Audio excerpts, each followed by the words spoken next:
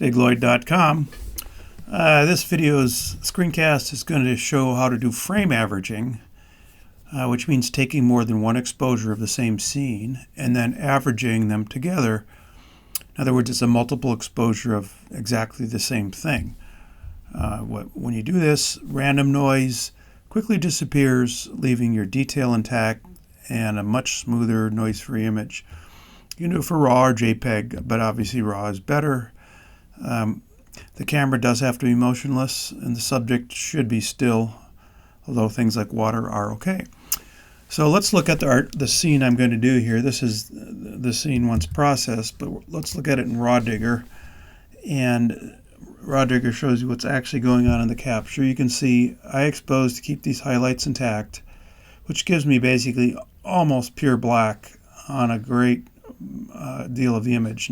Underexposed here, you can see more than half, almost 2/3 of the image is almost black.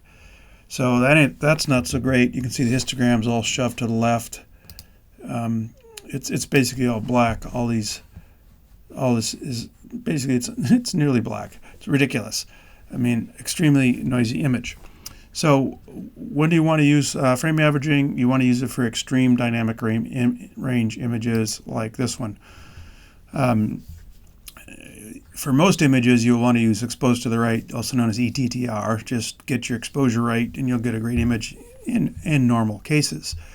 Frame averaging will give you a drastic reduction in noise, and you should be pretty happy with it. But before you look at that, let's take a very quick look at, I'll zoom in here. You can see I've got two layers here. This first one is normally processed. You can see there's a lot of chroma or color noise all over it.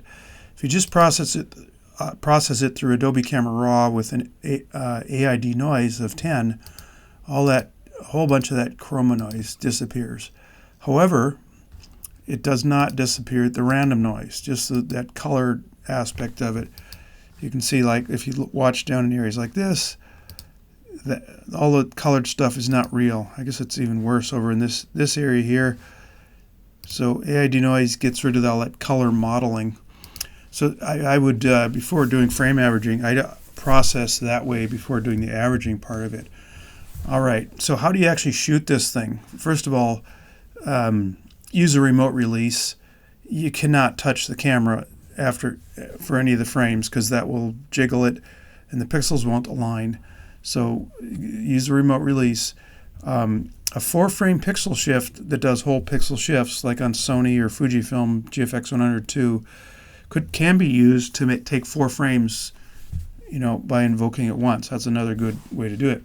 Shoot as fast as possible and use the electronic shutter. You don't want the shutter vibrating the image and moving things just a bit. Okay, so how do you process this stuff? I've already done this. I'll talk you through it here. I've got 8 images. Let's look at in the Finder what I did here. I had processed these to enhanced with Adobe Camera Raw Enhanced Details plus AI Denoise. So there, and then I opened them up. Let's take a real quick look at one of them.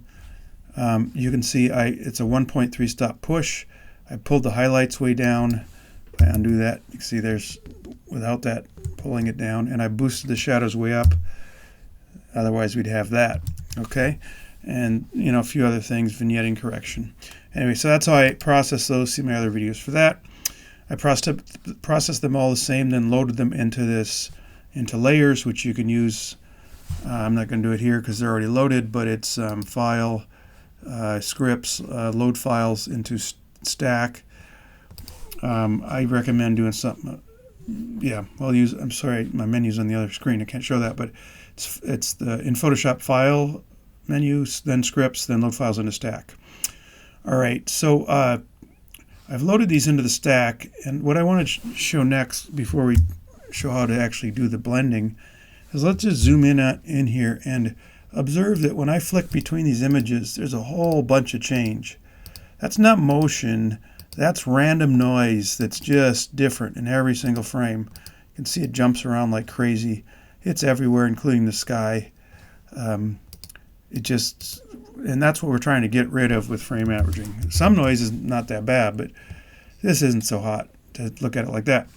So what do? I've processed them into 16-bit TIFF, put them into layers, And now, if you're the easiest way to deal with this is select all these images, and if you're doing this manual, you'll use Edit, Auto Align Layers with Reposition.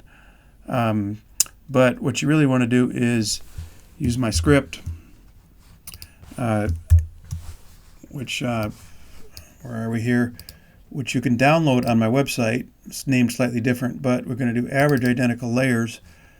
And what this will do is align things for you, and then it will set the blending mode. I didn't have one frame visible. Let me do it again. Okay, select all the images, and then grab the script to average the layers. It will align the layers, and then it will set the opacity of every layer appropriately, and then it will create an average. So you can see it gave us a message here: 8 layers set to these opacities, and new merged layer added. So this is available on my website in Making Sharp Images. I'll just go there. It's this automated frame averaging automated script page under Making Sharp Images. All right, so let's look at what it did. If we actually look at this stack here, turn off the bottom one. If I click on one, you see the opacity is 100%, and the next one's 50%, the third one's 33%, the fourth one's 25%, and so on. It's 1/n% for each layer, and it's also taken all these and then blended them into one averaged layer. So if I zoom in on here, and this isn't that sharp a lens, I'm kind of disappointed, but here's a section that's been averaged. Compare that to the single frame. You can see the averaged one has considerably less noise than the averaged one. But let's look at this. This is just one frame. What if we add just one more frame? 2. Look at the huge reduction in noise just by going to 2 frames. So you don't have to shoot 8 frames like I did here. 2 is pretty good. Then you do a third. It helps a little bit more, and 4. So you can see, let's just look at 4 frames versus, okay, so that's 1 frame and that's 4 frames. Big difference. Now 4 frames happens to be a 4-frame pixel shift shot. So if you just want to automate this, do a pixel shift. You do have to align the frames, as we just showed, because the pixels are all shifted by 1, but 1 frame, 4 frames. Big difference. Adding another 4 frames helps, but not very much. So 4 frames is kind of a sweet spot. All right, so again, download my script if you want. Otherwise, you'll have to set the opacity on each of these manually, and then merge them manually, and so on. It's just easier with the script. Now there are a few caveats here. One is sometimes some sensors have some inherent what I'd call defects, I guess. You can see the blended image. You might see some horizontal looking streaks here. I can't really tell if those are actual sensor streaks, but they could be. It's just a defect of a lot of cameras with PDAF focusing these days. Still, that's way better than the single frame image, which has those same streaks and worse, and has a huge amount of noise. There we go, 1 frame, and that's the blended frame. So got a much higher quality image. This ought to be automated by the camera. It ought to just give you 1 raw file. It's just done this averaging for you. It's just crazy that it doesn't. You should be able to tell it, take 8 frames, keep 1 single frame or keep them all, and give me 1 average raw file. I mean, it's complete bullshit that this is not built in. Phase 1 does it, but nobody else has done it. Certain older DSLRs like Nikon D850, you could manually select frames and then say, give me an average. And that was great. And then Nikon took it out of their mirrorless cameras. It's just unbelievable. And it was just dumb that they didn't automate it. Anyway, that's how you get it done. And it's really not that hard. And if you want to just give it a quick try, again, just let's revisit that. There's a single frame and there's 2 frames. There's a big improvement with 2 frames. And once you're comfortable with 2 frames, and if you have pixel shift, well, go to 4 frames. You can see, look at that difference in there. Noise and no noise. So if nothing else, if you're going to shoot a scene anyway, just shoot it as a pixel shift and thinking about use it as a frame average. And you may get a much nicer image than you otherwise would. Crunchy noise.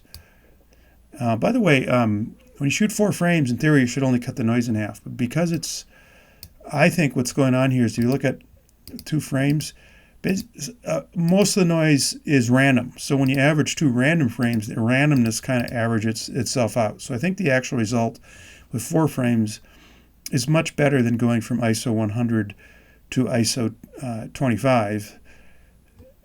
You've got 4 times the exposure with 4 frames. That's like ISO 25 versus ISO 100. To me, it looks like it may be a lot better than that just because it tends to cancel out the random noise. What it won't do is hot pixels, though. If you got a stuck pixel, like this might be a stuck pixel right here. I'm not sure. Let's see. Yeah, it seems to be a stuck pixel. It will not take care of those. That may be a reflection, too. I'm not sure. Actually, it looks like a reflection. But you can have stuck pixels. That's a light off in the distance done at Deep Springs. Anyway, so just a drastically better image, and then just to show you a few other things.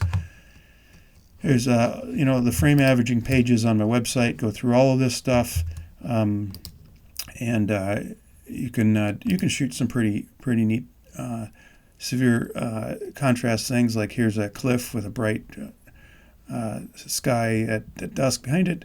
You can see that's pretty much impossible to photograph and get anything in these dark tones. It's not just almost black. So